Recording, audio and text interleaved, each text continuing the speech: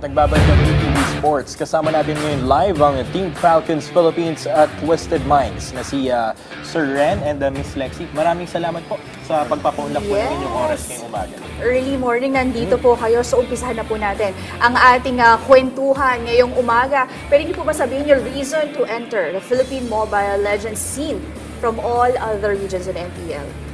For Team Falcons, the important thing is performance metrics.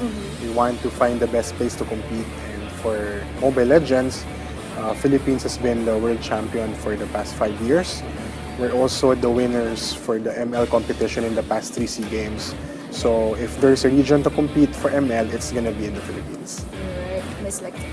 For Twisted Minds, I think we all know is PH is one of the strongest regions. So that's mainly the reason bakit sa PH nag-invest yung mga, or dito nag-expand yung Twisted Minds. Well, follow-up question lang po, why do you think yung Pinoy talaga yung isa sa pinaka-magagaling na gamers dito sa mundo? Unahin ko muna, sir. I think a big part is obviously we're early adapters of the game. Pero at the same time, there has been a flourishing competition here. For example, MPL has been going on for 14 seasons, 15 seasons that is coming. And I think it's a big part in developing our players in the Philippines. Miss Lexie? I think it's just really Filipino being competitive lang talaga. With that being said, can you tell us about your preparations and expectations for dun nga po sa unang season ng MPL? For us, to be honest right now, a lot is just getting ready. We are very new, so getting things set up and making sure the players are equipped and they can perform the best they can. For us, lalo sa akin, important yung processes. Because I believe that once na maayos yung mga processes, then the results will follow. So once we smoothen out the operations here in the Philippines, then we're all good. Different responses, pero sir, nabanggit mo bago lang kayo and then yung tinitingnan nyo pa. But what do you think will be your advantage in joining ngayong season na to? Well, we want to utilize the Falcons resources, which competes globally, and then with people locally who are also experienced in the local ecosystem. So we want to put the two together and find something that works uniquely for the Philippines. Right. Miss Lexie, you mentioned about process. What process specifically? I can't really say about the processes, but I think yung mga basic ones na start ng training or how do we actually connect with the people in Mina, for example, or how do we maximize the resources that they have there and for us to use it entirely. Okay. Pero pwede niyo po ba ibahagi rin sa amin kung ano po ba yung pinagkaiba nito sa yung Mobile Legends sa ibang mga other esports genre na part din po kayo?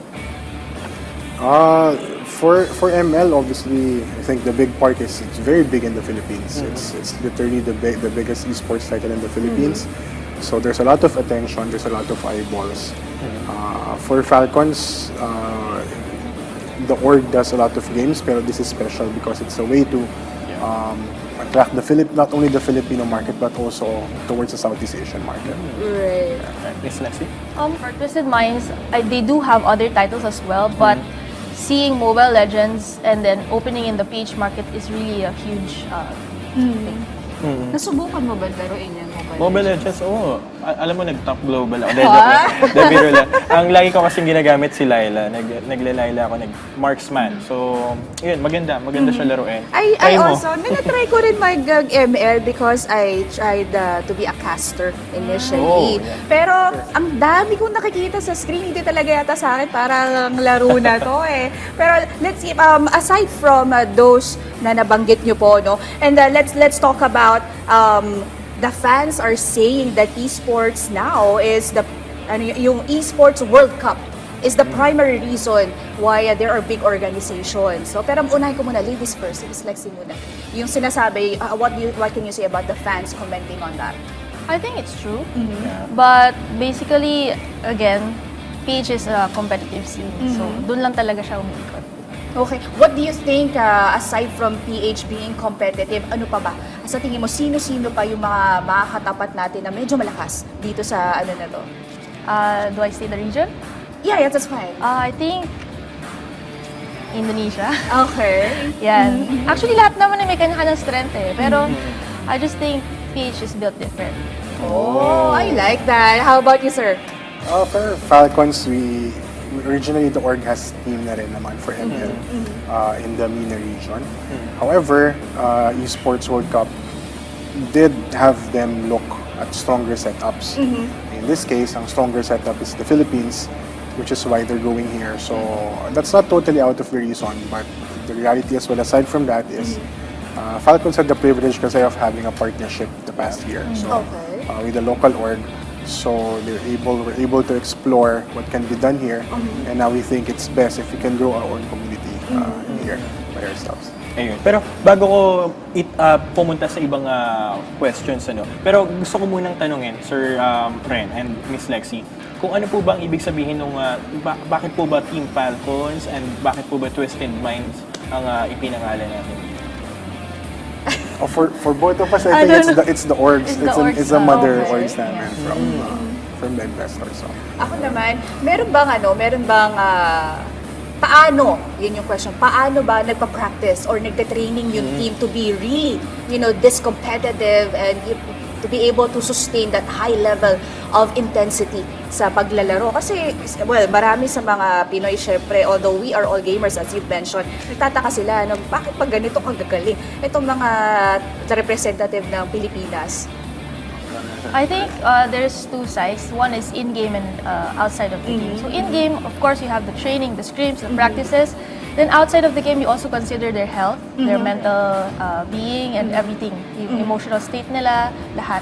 Wow. So, Okay, so how do you try to maintain or allow the athletes to be in that kind of magandang situation? we do have like therapists, doctors, nutritionists to help everybody get in shape. So as a whole na siya. Grabe, para So, talaga hindi talaga siya, no? tulad ng ibang sport, no? Talagang meron din Meron din, mama. May PT rin po ba sila? Not really heavy on the PT side, but yeah. Balancing the physical and mental Actually, maganda aspect, yun, no? malaman na. Kasi sa esports, alam naman natin yung ano nila doon, kapag sinabing esports, talagang laro lang. Dito, yun nga, no, maganda nalalaman ng publiko training, na yes. may ganitong klaseng Para naman po sa Team ginagawa. Falcons, sir. I think one of the biggest difference from pro to amateurs is how intentional the training is. Okay. As an amateur player, ang training is playing a lot. I Okay. think with many other sports, your idea is you have to keep playing. As you go towards professional, it's less total hours in actual games, but also processing those training. So in terms of practice matches, not only do you play, but you also study what happened in those matches, you process the results, you discuss with your analysts and your coaches. So may feedback loop ka for the players to get better. So it's not just sitting down and spending hours. It's processing this. Technicalities din talaga siya and strategy. You mentioned training a lot of hours. How much time is a lot? Actually, fun. Endless. Again, for amateur, it's just playing all day. All I day? think that's the idea of training. Okay. For many, I would say amateurs, in many categories naman, diba? Idea was if you spend more hours, you get better. For pros, it's usually around 2 to 3 scrims per day. I think it's a good spot. Okay. But then it's put with other activities like analyzing, communications with teams, team building, talking with other people as well, and building other characteristics outside of gameplay. And speaking of getting better po, paano po ba, gaano ba kalaki yung pressure sa atin, lalo since first time po dito sa MPL, gaano po ba kalaki yung pressure para mag-excel yung team natin, katapat yung mga mainstream na teams tulad ng RSG Philippines at iba pa? Well, there's big shoes to fill because we are taking the slots of two well-loved teams. At the same time, we welcome the expectations. I think between choosing situation na nag-expect yung mga fans sa amin and wala silang expectation, we'd rather welcome na they're expecting a lot of things from us. Miss Lexie? For us, I think pressure what is pressure? Yes. Joke lang. I think in every field naman, there's pressure. Good pressure is okay lang, but too much pressure, hindi na talaga. But I think pressure to excel, it's normal. So we accept that. And in terms of expectations, I think let's just do the walk. Walk the talk na lang. Pero do you think, parang do you take it as a challenge po? Yes. For your team? Lahat naman, oo. Even lahat ng mga teams, ganun lang sila. So we don't underestimate the other teams din. Miss Lexie, you mentioned too much pressure. When is too much pressure for a team like yours in Quezon? I think too much pressure is when the players cannot fully function anymore. And then they cannot cope up na sa mga trainings and all nila. May follow-up question na ako, no, Pao? Kasi, di ba, minsan, madalas sa mga athletes sinasabi nila na merong magandang gising, merong may hindi magandang gising. But, because more, compared to the sport, yung iba kasi more on physical. How about for esports? Is there such a thing? Sir, unahin ka na. There can be, but syempre for professional athletes, what we want to maintain is minimizing those variables because consistency is the most important part. Right. If you want to be pro, you cannot be good on some days and bad on some days. They have to be excellent every time. So while, minsan kasi mga superstitions, mahirap alisin eh. But those are the things we want to minimize. Okay. Interesting, Miss Lexie. I think for us, it's just, may mga players talagang ganun. But ang magagawa mo na lang is to train them how to adapt. Kung paano sila cope up dun sa naging bad na gising or mga lose streak, yan. So, yun. For Sir Ren, gusto ko lang din po itanong, na-acquire natin yung full roster ng AP Bren. Paano po ba yung naging process and how did the players react po na malamang magiging part sila ng Team Falcons? Well, I think I cannot speak to the acquisition as a whole. I think what's fair to say at this moment is we have released our roster for a competition next week, which is SPS. So these players naman, we've worked before on our partnership and we're happy to have them and I think we're confident with us being together for this event. And what do you feel po na makakatapat natin yung former partners natin ng AP Bren? For AP Bren on this coming MPL, between Falcons and them, there's also a lot of appreciation. It's a very fruitful partnership the past 12 months. So I think we meet that with gratitude lang. We're not looking at it as a special match. It's a match that we do with every other one. But we obviously we're gonna be happy to see them to compete against them.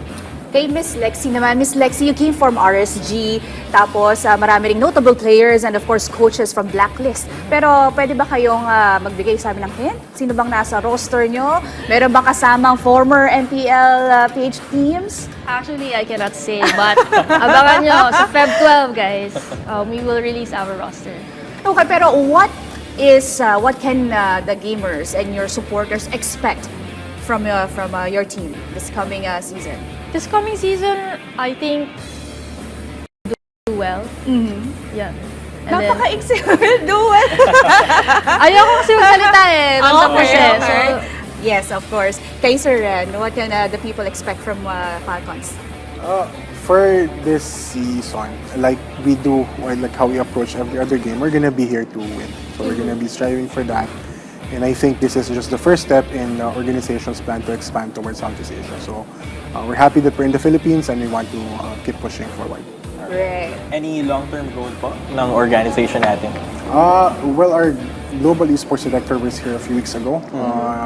So one of the things he said is there's visions for Southeast Asian operations, and we want to focus in the Philippines for that. Wow, that's something that our Filipino gamers look forward to. Miss Lexie? similar to that. So they want to focus first in PH, expanding in PH, and then we will go from there. Right. Okay, this is your time to invite or message sa inyong mga supporters. Hi na, ladies first. Hi everyone. I would like you to support Twisted Minds PH. You may follow us on our socials, Twisted Minds, and abangan nyo ang aming roster reveal on Feb 12. Sir Ren? Hi, please follow Team Falcons. We are also you can find us in any social media platform Support us in the upcoming MPL. It starts late February, February 28th, and it goes on from there. Thank you so much. Thank you so much, There you Sir go. Ren and Miss Lexie, for joining us this morning. Maraming And good salamat. luck po sa teams ninyo. Thank you.